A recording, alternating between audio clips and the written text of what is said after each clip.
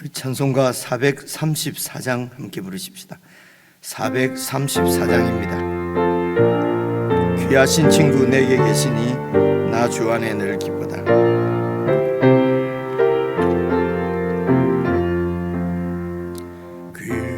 귀하신 친구 내게 계시니 나 주 안에 늘 기쁘다. 그 피가 내 죄 씻으셨으니 나 주 안에 늘 기쁘다. 나 주 안에 늘 기쁘다. 나 주 안에 늘 기쁘다. 주 나와 늘 동행하시니 나 주 안에 늘 기쁘다. 주 내 짐 대신 지시었으니 나 주 안에 늘 기쁘다. 그 생명 버려 나를 구하니 나 주 안에 늘 기쁘다. 나 주 안에 늘 기쁘다. 나 주 안에 늘 기쁘다. 주 나와 늘 동행하시니 나 주 안에 늘 기쁘다. 주 은총 매일 내게 더하니 나 주 안에 늘 기쁘다. 그 악한 죄악에서 지키니 나 주 안에 늘 기쁘다. 나 주 안에 늘 기쁘다. 나 주 안에 늘 기쁘다. 주 나와 늘 동행하시니 나 주 안에 늘 기쁘다.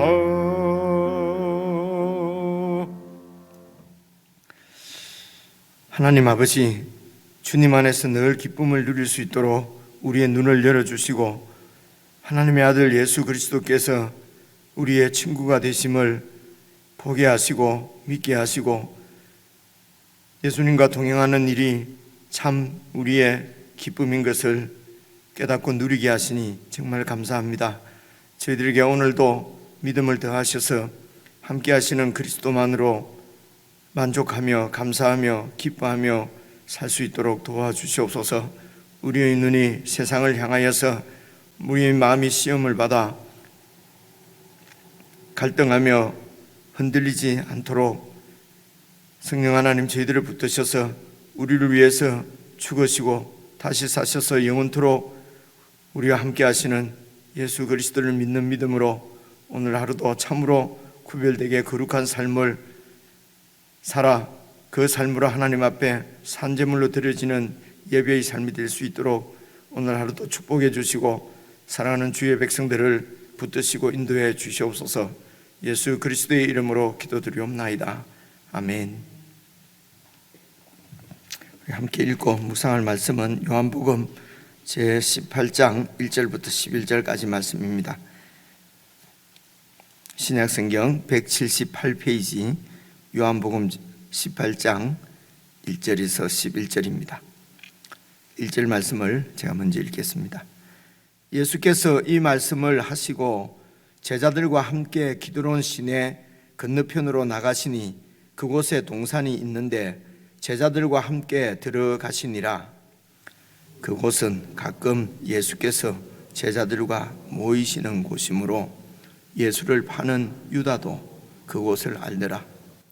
유다가 군대와 대제사장들과 바리새인들에게서 얻은 아랫사람들을 데리고 등과 횃불과 무기를 가지고 그리로 오는지라. 예수께서 그 당할 일을 다 하시고 나아가 이르시되 너희가 누구를 찾느냐? 대답하되 나사렛 예수라 하거늘 이르시되 내가 그니라 하시니라. 그를 파는 유다도 그들과 함께 섰더라. 예수께서 그들에게 내가 그니라 하실 때에 그들이 물러가서 땅에 엎드러지는지라. 이에 다시 누구를 찾느냐고 물으신데 그들이 말하되 나사렛 예수라 하거늘 예수께서 대답하시되 너희에게 내가 그니라 하였으니 나를 찾거든 이 사람들이 가는 것은 용납하라 하시니 이는 아버지께서 내게 주신 자 중에서 하나도 잃지 아니하여 사옵나이다 하신 말씀을 응하게 하려 함이러라. 이에 시몬 베드로가 칼을 가졌는데 그것을 빼어 대제사장의 종을 쳐서 오른편 귀를 베어버리니 그 종의 이름은 말고라. 예수께서 베드로더러 이르시되 칼을 칼집에 꽂으라. 함께 읽겠습니다. 아버지께서 주신 잔을 내가 마시지 아니하겠느냐 하시니라. 아멘. 예, 저희들이 잘 알고 있는 말씀입니다. 다시 어제 말씀과 이어서 교회가 함께 이 말씀을 읽어보면은 이 말씀 가운데서 하나님께서 우리를 향하신 그 하나님의 뜻, 하나님의 기대 이런 것들을 우리가 살펴볼 수가 있습니다. 이제 그런 것을 이제 의미를 알고 뜻을 알고 읽으면은 이 말씀이 우리에게 주시는 하나님의 말씀이 되고 그리고 새로운 창조물로서 살아가는 그 삶의 원동력, 양식이 되는 것입니다. 그래서 1절부터 다시 한번 살펴보시겠습니다. 예수께서 이 말씀을 하시고 제자들과 함께 기도하는 시내 건너편 동산으로 가셨는데요. 이 말씀이 지금 17장에 나오는 하나님께 드린 예수 그리스도의 기도지 않습니까? 그죠? 제자들을 위한 기도거든요. 그 기도의 핵심이 거룩이라고 말씀을 드렸습니다. 그래서 제자들도 예수님의 기도를 듣고 있다고 어제 우리가 살펴봤는데요.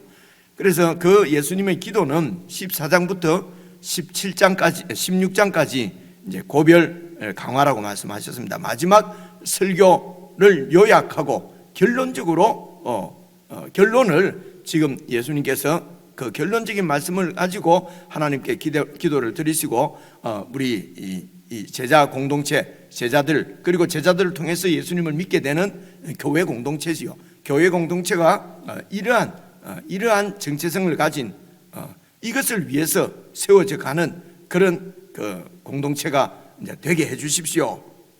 그게 그렇게 결론적인 예수님의 뜻, 하나님의 뜻을 순종하시는 예수님의 뜻, 그 결론이 이제 거룩이었습니다. 그렇지 않습니까? 거룩은 세상과 구별된 새로운 공동체, 새로운 나라, 새로운 세상을 얘기하는 것입니다. 그래서 우리가 땅을 붙이고 살고 있는 이 세상하고는 다른 세상을 이야기하는 것이거든요. 이렇게 이 세상과 구별된 것을 이제 거룩이라고 말씀을 한다고 제가 말씀을 드렸습니다. 그래서 잘 한번 생각해 보십시오. 이제 이 세상도 창조하신 분은 하나님이십니다. 그 하나님께서 이 세상이 아니고 이 세상을 버리시고 다른 세상, 새로운 세상을 창조하신다는 것입니다. 그래서 그 새로운 창조하는 세상의 첫 백성들이 지금 이 새로운 제자 공동체 제자들이지요. 그래서 너희들은 이 세상에 살지만은 이 세상에 속한 자가 아니고 이 세상에 속한, 다시 말하면 저 세상에, 저 세상은 다시 다음에 올 세상입니다. 그 세상을 당겨서 지금 이 현세의 이 세상에서 저 세상을 하나님께서 세우시는 것입니다. 그리고 그 세상의 백성으로 하나님께서 제자들을 이렇게 부르신 거다. 새로운 인간을 창조하신 것이죠. 조금 말했습니다만, 그래서 이것을 새 창조라고 얘기합니다. 궁극적인 새 창조는 예수님께서 마지막 날 때가 많이 나오지 않습니까? 요한복음에 하나님의 때가 되면은 하나님의 아들 예수 그리스도가 이 땅에 오셔서 이제 이 세상을 완전히 멸하시고 새로운 세상을 시작하실 것입니다. 새 창조지요, 영원한 우리가 소망하는 하늘나라입니다. 그래서 이 세상은 없어질 세상입니다. 그리고 새롭게 세워질 세상은 우리 주님이 오셔서 다시 세우시는 것입니다. 그 세상을 미리 이 땅에서 예수님이 저 세상의 주인이 예수님이십니다. 그 예수님이 미리 오셔서 이 땅에 당신이 주인 되시는 세상을 세우셨는데, 여러분 그것이 새로운 세상, 새 창조, 그것이 우리 눈에 보이도록 나타나는 것이 바로 교회입니다, 여러분. 그래서 교회는 세상과 구별된 새로운 세상입니다. 이게 이제 거룩의 개념을 제가 말씀을 드렸고요. 이렇게 기도를 하셨으니까 이제 예수님께서 이 말씀을 마치시고 기드론 시냇가를 건너서 겟세마네 동산에 가셔서 사실은 이 거룩한 삶을 살아오셨고, 그리고 그 거룩한 세상을 지금 세우시는 일을 하실 것 아닙니까? 기도를 쭉 하셨으니까, 그죠? 가르침을 이제 결론 맺는 가르침을 주시고, 그리고 그 제자들 데리고 그 가르침을 실제로 그 가르침을 이제 시행하시는 거지요. 이 18장 내용은 가르친 것을 실제로 이루시는 것입니다. 가르치신 것을 이루시는 내용이 지금 18장에 있는 내용이에요. 이렇게 해야 성경이 여러분 연결이 될 것 아닙니까? 그죠? 하나님께서 아들 예수 그리스도에게 명하신 것은 이 땅 위에 새로운 세상을 만드시는 것입니다. 그 말씀을 받아서 제자들에게 계속 말씀했습니다. 나는 하늘로부터 온 하나님이 보내신 메시아다. 그래서 내 기원은 땅이 아니고 하늘이다. 그래서 내가 세우는 지금 하려고 하는 일은 하늘 공동체를 이곳에 세우는 것이다 라고 하는 말씀을 제자들에게 주셔서 제자들이 이 말씀을 받을 수가 없는 거죠. 제자들은 그냥 이 세상에서 핍박받고 억울함 당하고 있는 자기 민족이 다시 나라를 잃어버리고 그런 어려움을 당하는 그 민족이 다시 나라를 세우는 것입니다. 그죠? 그렇게 해서 다시 나라를 세우려고 하면은 또 그들에 의해서 억울한 사람이 생기겠죠. 그죠? 그러니까 이 세상이 아니고 예수님께서 오셔서 세우는 것은 저 세상을 이 땅 위에 세우려고 하는 거니까 못 알아듣는데, 이제 그렇지만은 이 제자들이 이제 예수님을 하여튼 믿고, 그 예수님이 하시는 말씀은 확실히 이 땅에서 주는 성현들, 무슨 그 유명한 사람들, 훌륭한 사람들의 가르침하고는 완전히 다르구나. 훌륭한 성인이 아니라 하늘로부터 오신 이 하나님의 아들이구나 하는 것을 믿었는데, 근데 어떻게 그 일을 이루실지는 아직 제자들이 잘 모르는 거지요. 그래서 오늘 그 일을 이루시는 장면이다. 여러분 이렇게 하고 보시면은 여러분 7절을 5절을 한번 봐보십시오. 5절 보시면요, 대답하되 너희가 누구를 찾느냐? 그러니까 예수님을 잡으러 온 자들이 대답하되 나사렛 예수를 찾는다 하거늘 이르시되 내가 그니라. 이 말씀이 내가 그다 하는 게 이제 이 헬라 말로는 에고 에이미 이렇게 표현이 되어 있습니다. 에고 에이미, 이 말은요 이제 영어로 하면 I am that I am, 내가 나다, 이런 말씀이에요. 이게 사실은 그 구약 성경에 예수님께서 모세가 하나님을 만날 때 하나님께서 이제 모세를 부르시지 않습니까? 그리고 이제 이 애굽에 있는 내 백성을 구원하라 그랬을 때 당신 이름이 무엇입니까? 내 동족들이 그 신의 이름이 뭐냐고 물으면 내가 뭐라고 대답을 해야 되겠습니까? 할 때 에고 에이미 I am that, 영어로 하면 I am that I am, 우리 한국말로 하면 내가 바로 그다 이렇게 말씀하셨어요. 그래서 이 말씀은 그 여호와의 그 이름입니다. 내가 그다 하는 말은요, 이게 뉘앙스가 예수님이 바로 이 하나님의 이름을 가지고 있는 그 하나님의 권세를 가지고 있는 하나님인 것을 표현하시는 것이에요. 그래서 여러분 잘 한번 생각해 보십시오. 그래서 예수님께서 그 하나님의 창조주 하나님의 권위와 그 권세를 가지시고 지금 이 겟세마네 동산에서 새로운 세상을 하나님께서 이 세상을 창조하신 것처럼 예수님께서 하나님으로부터 권세를 받으신 예수님께서 내가 그다 라고 하는 것은 내가 새로운 세상을 창조하신다는 얘기입니다. 창조주 하나님의 아들인 것을 이제 본인이 계시하시는 말씀이거든요. 그래서 내가 그다. 그러니까 봐보십시오. 6절 보시면요, 이 예수님의 대답을 듣고 예수께서 그들에게 내가 그니라 라고 하실 때에 그들이, 그 잡으러 온 군사들이 물러가서 땅에 엎드려졌다는 것입니다. 그죠? 뭐 이게 이제 어떤 표현인지 모르겠지만 내가 그다 그러니까 뭐 바람이 나와서 팍 물러져서 넘어졌는지 엎드려졌는지 뭐 그런 건 아닌 것 같고요. 내가 그다 라고 했을 때 사실은 이 잡으러 온 군사들이 뒤로 물러가서 엎드려졌다는 것은 너무도 두려워서 앞으로 엎어졌을 것입니다. 근데 이 모습도 잘 보시면은요, 그 왕 앞에 경배하는 모습이잖아요. 뒤로 물러가서 엎드려졌다는 것입니다. 물론 예수님을 경배하려고 그들이 엎드린 것은 아니지요. 아닙니다. 아니지만은 이들이 왜 뒤로 물러가서 엎드려졌겠습니까? 예수님의 그 권세 뭐 이런 것이 아니면은 뭐 소문을 들어서 저 우리가 잡으러 가는 사람들은 요즘 뭐 가짜 이 헛소문들이 많이 들리지 않습니까? 그죠? 사람을 완전히 뭐 신적인 죽은 사람도 살리고 바다 위도 걸어가고 물 위로 걸어가고 그런 사람이 우리 잡으러 가면은 그들이 내 손에 우리 손에 잡히겠는가? 아니면은 내가 도리어 해를 당할 것은 아닐 것인가? 뭐 이런 여러 가지 두려움이 있었겠죠, 그죠? 근데 누구를 찾느냐? 나사렛 예수를 잡으러 왔다. 내가 그다. 그러니까 놀라서 뒤로 가서 두려워서 뭐 이렇게 넘어졌을 수는 있습니다. 여러 가지 상황은 우리가 상상을 해볼 수 있는데 여기서 보여주는 것은 이 신적인 하나님의 권세, 권위 앞에 이 잡으러 온 이 대적들이 두려워 떨고 엎어질 정도로 예수님의 권세는 대단했습니다.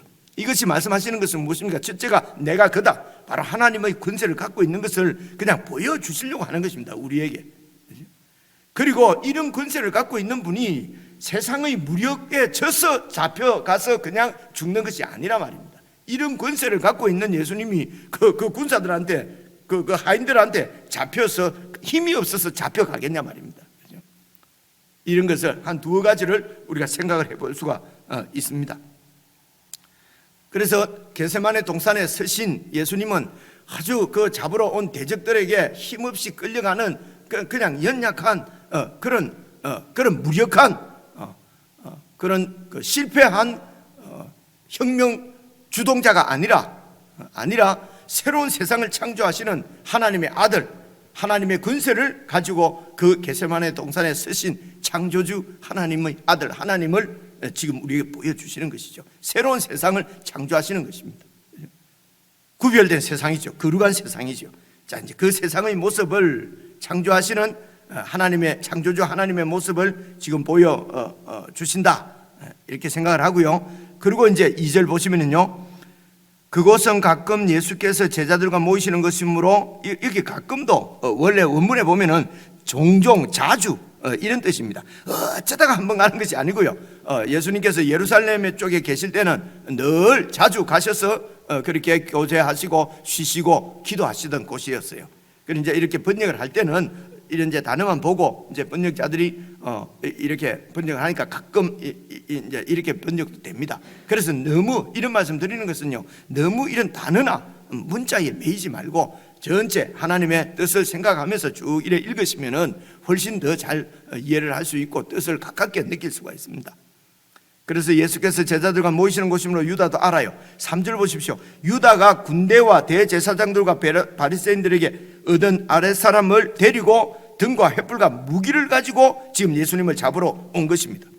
여기 군대, 유다가 군대와 하는 이 군대는요, 로마 군대를 얘기를 해요. 그죠? 그래서 아마 이 대제사장들이 예수님을 잡아서 뒤에까지 계획을 세운 것이죠. 유다가 배반해서 딱 오니까 계획을 세웠습니다. 정치범으로 몰아서 죽여야 되겠다.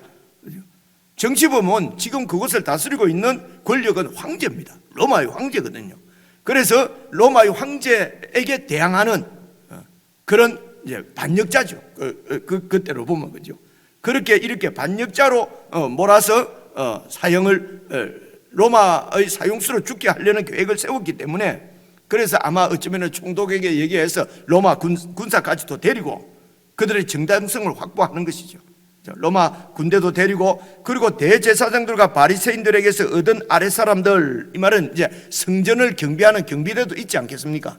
유대인들요. 그러니까 성전 경비대원들입니다.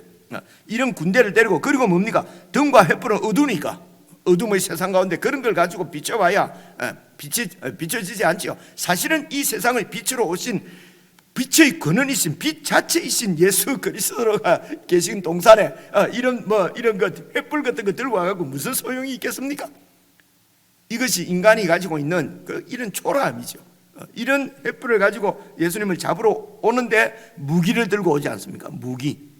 여기서 봐보십시오. 군대와 무기.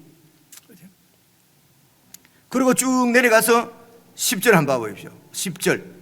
이에 시몬 베드로가 칼을 가졌는데, 무기를 가졌는데, 그 칼을 가지고 대제사장의 잡으러 온 그 성전 경비대 그 종을 쳐서 오른편 귀를 베어버리니 그 종 이름은 말고다.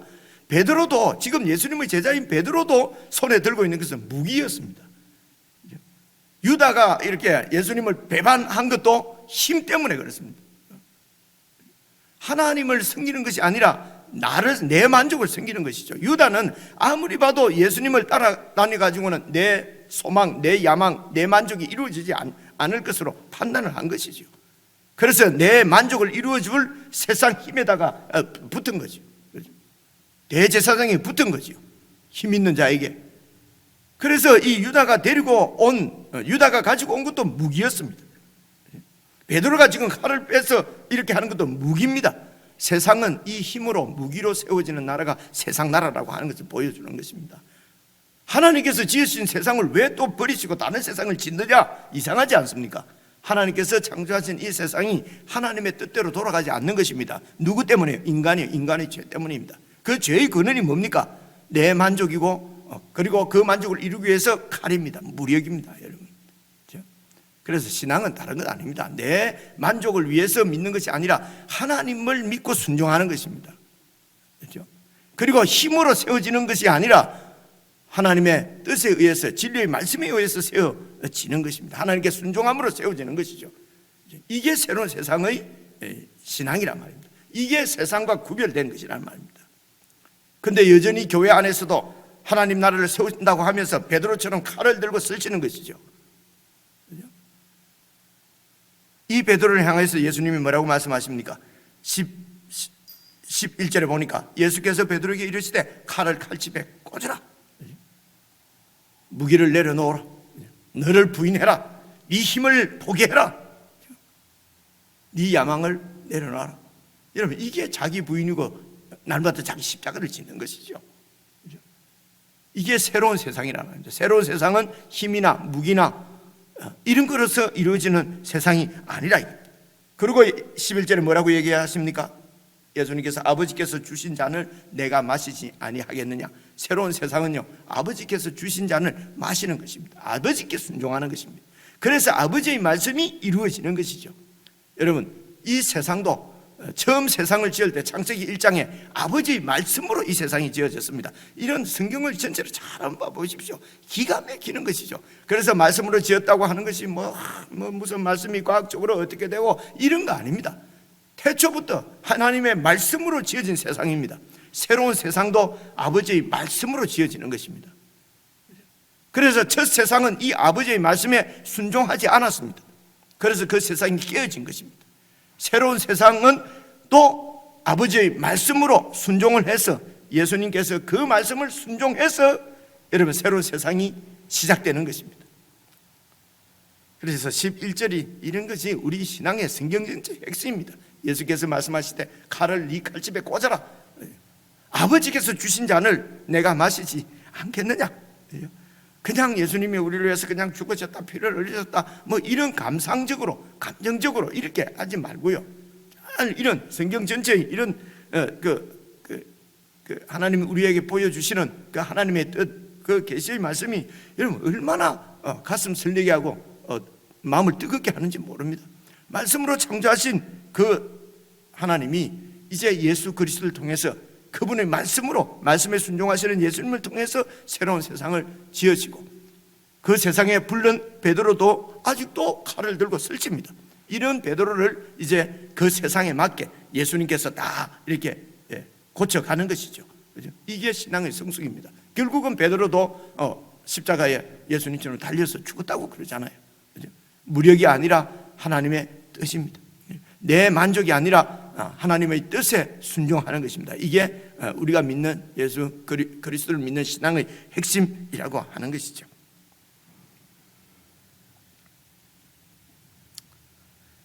그러면 이 세상에서 어떻게 살아남을 것인가? 이 세상에서 이 나라가 정말 세워지겠는가? 세상이 이렇게 악한데 힘을 가지고 하는데 힘없이 이렇게 해가지고 세상이 세워지겠는가? 그래서 8절 한번 보십시오. 8절 보시면요, 예수께서 대답하시되 너희에게 내가 그니라 하였으니, 내가 그다는 말씀이 계속 나오지 않습니까? 내가 그니라 하였으니 나를 찾거든 이 사람들 내 제자들 가는 것은 용나와라 하시니, 이는 아버지께서 내게 주신 자 중에서 하나도 잃지 아니하였사옵나이다 하신 말씀을 응하게 하려 함이니라. 앞에 그 14장 3장인가 4장 5장 1 나오지 않습니까? 아버지께서 내게 주신 자들을 내가 하나도 잃어버리지 않았습니다 라고 하는 말씀이, 그 말씀이 1대1로 이렇게 지금 너희들이 나를 잡으러 왔으니까 내 제자들은 안전하게 보내주라 이 말이거든요. 이것이 1대1로 이렇게 딱 대응되는 건 아니지만은, 이 예수님께서 하나님이 내게 주신 자를 하나도 잃어버리지 않는다는 말은 제자들을 보호하시고 결국은 하나님의 뜻을 이루신다는 뜻이죠. 그런데 지금은 이제 도망가도록, 안전하게 도망가도록 이렇게 하는 말씀입니다. 이 말씀에도 볼 수 있는 것은, 여러분 이 세상에서 어떻게 그렇게 세상의 논리대로 살지 않고 우리가 어떻게 새로운 세상, 무력이 아닌 하나님의 뜻에 의해서 세워지는 세상을 우리가 어떻게 세울 것인가, 도저히 이루어질 수 없는 일을 갖다 자신이 없다, 그러다가 나는 죽는다, 세상에 그런 식으로 살다가는 죽지요. 그런데 그 세상의 주인이신 예수님께서, 하나님께서 자기에게 주신 자기 백성들을 하나도 잃지 않고 보호하시는 것입니다. 이것을 믿는 것이 믿음이지요. 그래서 하나님의 나라는 예수님께서 세워가시는 것입니다. 우리가 세워가지 않습니다. 그래서 우리는 때로는 칼을 들고 설칠 수 있습니다. 그런데 신앙이 성숙하면은 이 우리를 보호하시는 예수님, 하나님께서 주시는 잔을 내가 마시지 않겠습니까 하면서 마시는 예수 그리스도를 통해서 그리스도께서 우리를 지키심을 믿고 그냥 무력을 포기하고 무장 해제하고 죽으면 죽으리라 하고 죽는 것이, 그것이 새로운 세상과 구별된 거룩한 세상이라는 것이죠. 어렵죠. 어렵습니다. 우리가 어떻게 죽습니까? 안 죽습니다. 그죠? 다 죽은 것 같아도요, 자존심 조금만 건드리면 또 살아나고요. 그죠? 다 죽은 것 같은데도 이해관계가 딱 걸리면 또 욕심이 살아나고, 이런 것이 우리인 것을 우리가 다 압니다. 이런 우리의 옛 모습을 보고 사람을 평가하지 마시고요. 이제는 그리스도 안에 있는 자는 누구든지 새로운 피조물이라, 이전 것은 지나갔으니 새 것이 되었도다. 우리는 새 것입니다. 그런데 옛 것이 있어서 계속 예수님 앞에서도 칼춤을 베드로처럼 출 수도 있습니다. 그래도 예수님의 사람입니다. 이런 베드로를, 이런 예수님의 사람은 하나도 예수님께서 잃지 않으십니다. 우리가 거역하고 배반하고 막 고의적으로 배반하고 뒤로 돌아서지 않는 한은 그분께서 우리를 붙드셔서 결국은 하나님께서 주신 잔, 하나님의 뜻이 이루어질 것이기 때문에 그분이 주신 잔을 이렇게, 그분이 주신 잔이 무엇입니까? 하나님의 뜻입니다. 그건 바로 지금 우리가 성경을 읽고 있는 이 성경의 가치관대로 우리가 어쨌든 살려고 하는 것입니다. 이게 예수님이거든요. 그래서 우리가 예수님을 닮게 해주옵소서, 예수님을 닮게 해주옵소서. 어쩌면 이런 기도가요, 향방 없이 허공을 치는 기도입니다. 예수님을 닮게, 예수님이 어떤 분이고 어떤 생각을 가지고 있는지를 잘 모르는데 주여 예수님 닮게 해주소서, 그러면 어떻게 닮아집니까? 그죠? 예수님은 자기를 부인하고, 그죠? 자기의 권세 세력도 다 부인하고 내려놓고 오직 하나님의 뜻이 이루어지기를 원하는 마음으로, 그것이 절대 소명이었어요. 그래서 하나님이 주시는 잔은 이건 죽음이에요. 십자가를 얘기하는 거거든요. 십자가를 순순히 받아들이는, 그래서 힘이 없어서 진 것이 아니라 하나님의 뜻에 순종해서 십자가의 잔을 받으신 것입니다. 이것이 새로운 세상의 삶의 원리고 방식입니다. 이 세상에 초대받은 새롭게 창조된 사람들이 바로 교인, 신자인 저와 여러분입니다. 개인적으로 묵상하시면서 오늘 하루도 우리가 어떻게 주님과 함께 살 것인가, 우리가 평생 주님 오실 때까지 어떻게 주님께 순종할 것인가 정말 깨어 있어야 되겠다. 여러분, 이런 경계 가운데서 오늘도 말씀의 인도를 받는 그런 묵상의 시간이 되었으면 좋겠습니다. 우리 개인적으로 묵상하시겠습니다.